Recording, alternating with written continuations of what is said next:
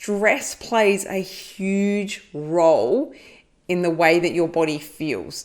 And if you're under stress, then some of these, symptoms and feelings that you're getting within your body aren't actually from gluten, and they're from stress. Welcome to the Healthy Celiac Show. I'm your host, Belinda Whelan from belindawhelan.com, and here you will learn to live your very best life with celiac disease. So we are going to be talking all about health-related topics because you, my friend, are more than just a woman with celiac disease. Be sure to hit that subscribe button so that you don't miss an episode, and welcome to the show.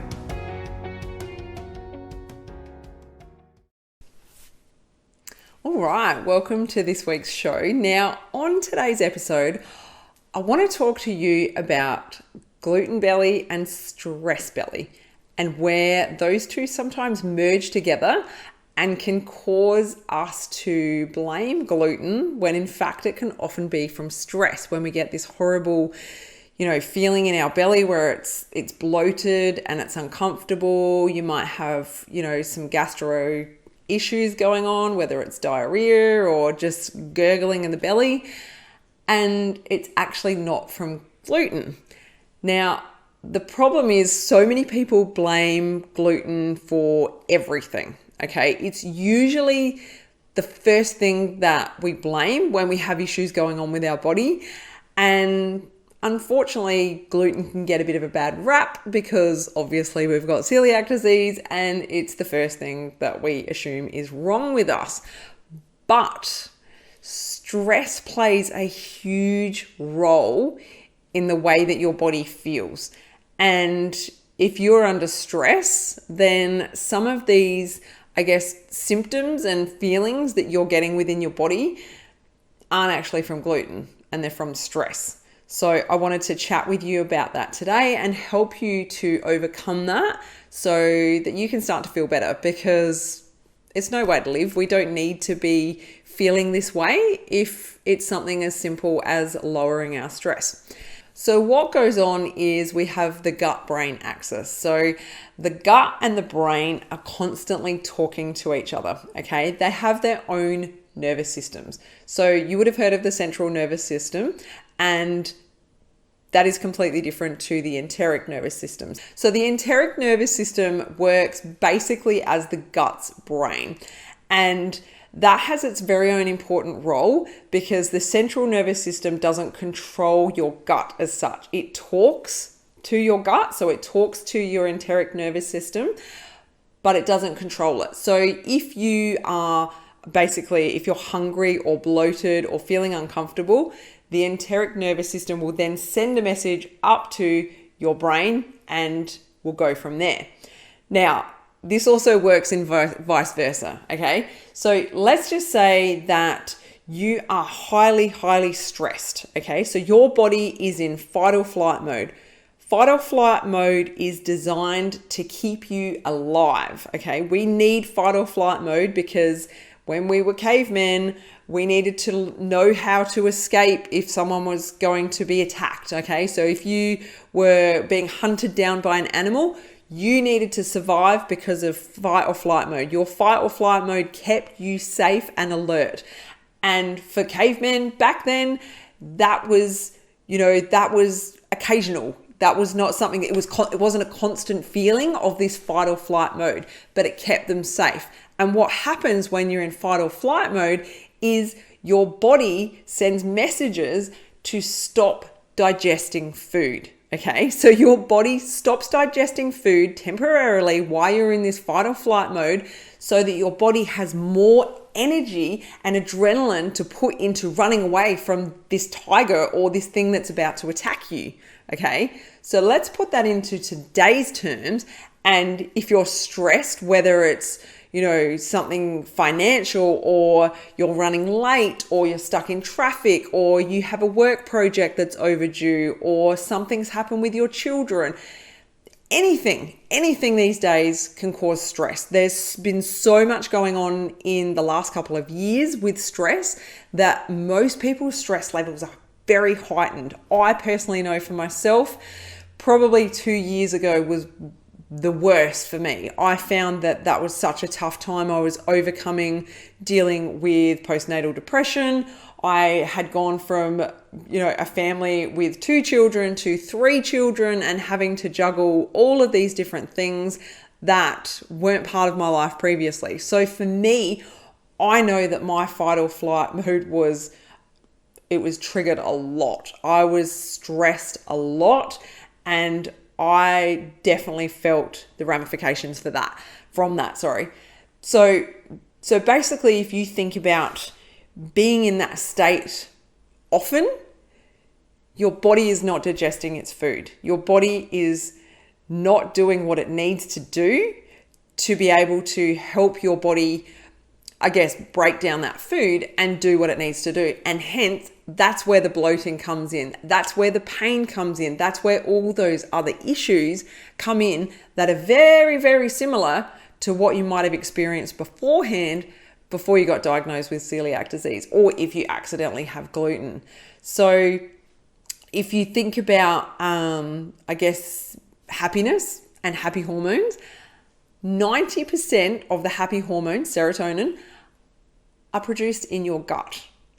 So if your gut is out of whack because you're constantly stressed, then that can lead to further issues. That can lead to depression. That can lead to feeling a bit meh. Okay. So it's not just feeling bloated and feeling uncomfortable. It has this ongoing, it's like one thing after another. It just causes more and more issues.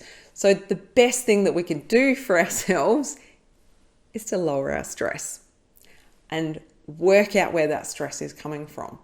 So I know for myself, I get anxious quite easily, and I have to talk myself down out of those anxious situations. Just recently, we went to a concert. It's something I haven't done for years. I haven't been to a concert. Can't even remember the last time I went to a concert, but we went to a concert. It was at the Adelaide Entertainment Centre. It was incredible. I had the time of my life, but at the last minute, my husband decided I was going to be driving. And normally when we go anywhere, he drives.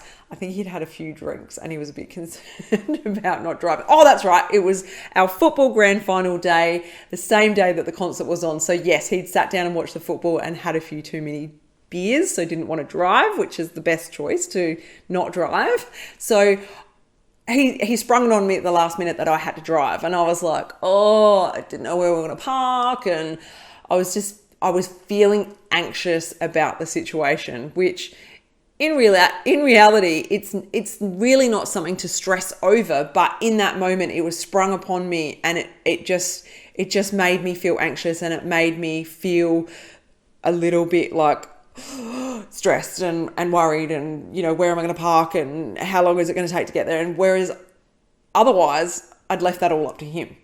If he'd told me the day before, I would have been prepared for it. I would have worked out what I was doing and all the rest of it. But because it was sprung on me at the last minute, it did make me feel anxious and a little bit stressed. So anyway, on the drive to the Adelaide Entertainment Centre, I noticed that my belly ballooned up and it was feeling very tight and very uncomfortable. And I know it was because I was feeling stressed. So I knew in that moment that my body had gone into fight or flight mode, and my body had stopped digesting the food that I'd scoffed down before we left the house to get out on time to go to the concert. And I was quite uncomfortable for the rest of the night because my body had just gone, boom, sorry, Belinda, we're a little bit busy over here trying to keep you alive because you're so stressed out that we're not going to actually digest the food that you ate for tea. Isn't that interesting? So once I got home, took my jeans off, relaxed, felt comfortable being home, the pain went away. My body went back into doing what it needed to do. But when we do this constantly to our body, we're constantly in fight or flight mode, we're constantly stressed, causing that fight or flight mode. Our body is not digesting its food. It's not doing that role. And in turn, that's where things happen as far as our happiness goes.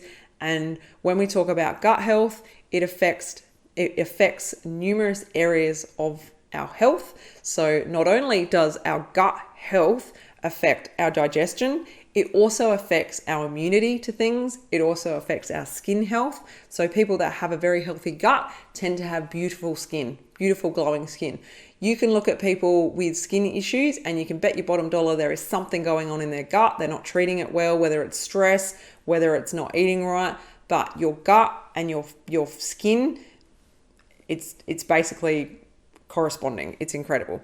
And the other thing is your energy levels. So if your gut health is out of whack, your energy levels are out of whack as well. So super important to look after your gut health and to make sure that you're keeping on top of your stress levels and making sure that you're lowering your stress levels. Now, I do have an episode where I talk about self-care. So go back and listen to that and check out my tips for self-care, because it could be as simple as you're not looking after yourself enough in giving yourself enough me time, I like to call it, self-care time, me time, making sure that you're being nurtured, making sure that you're being looked after. Many of you would have your little rituals, I guess, in place that you like to do to look after yourself. And, as the years go on, if you're a parent like myself, you tend to put others before you, but your health and your wellness, they matter so much, because you look after yourself, then you can look after the others in your life so much better. So for me, having a bath once a week, giving myself a facial, they are non-negotiables. Like, that happens no matter what, because it makes me feel good. Going to the gym, that's me time. I put my daughter in the crèche, I get to go into the gym for an hour. I get to spend time on my own. I exercise. I'm looking after my body, and that makes me feel on top of the world. So your self-care time, your me time could be very, very different to mine. It could be just simply reading a book. But anyway, go and listen to the episode where I talk about self-care and listen to that and see if that helps you with some extra tips. But lowering your stress levels is the key to feeling so much better and helping with your digestion. Now, if you can't figure out your triggers, if you can't figure out what is causing you stress, then I highly recommend that you track what you're doing for maybe a month. A month is a good amount of time. So in that time, if you still menstruate, at least in that period of time, you're going to have a period, so you can check out whether that's affecting you and where the stress is coming in. So I recommend that you write down what you're eating, what you're doing, your stress levels, your bowel movements, your feelings, all of those types of things for at least a month, so that you can keep on top of that. Now, if you haven't gone and checked out my health tracker yet, you can go and have a look at that on Amazon. It's available in lots of different countries. Just type in Belinda Whelan and it should show up. So I do have 3 versions of that available now. So you can, if you're a male, there's a male version. If you're a woman, there's a female version. And then I have one for kids as well. So if you have a child with celiac disease and they, getting anxious going to school, going to birthday parties, things like that, you can do the tracking for them. I don't recommend that you get your child to track their food. That's not a good thing for children to be focusing on. I recommend that parents do it for them. But yeah, go and check out my health tracker. They're very inexpensive. I've made them as budget friendly as possible, but they are fantastic for keeping an eye on what's going on. Otherwise, just write it in your diary. Just keep track of it for a little while so that you can see what your triggers are, because it might be something very simple that you haven't even thought about, and it's just a matter of keeping on top of those triggers and putting systems in place so that you can lower your stress levels. Okay, so there's lots of things that we could talk about on that subject, but I won't go into that can of worms.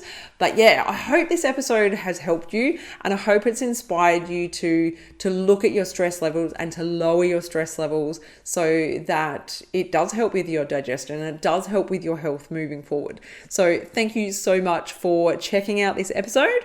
And yeah, if you've got any feedback, please let me know. I'd love to hear from you. So yeah, pop a comment below this video and make sure that you subscribe to the show.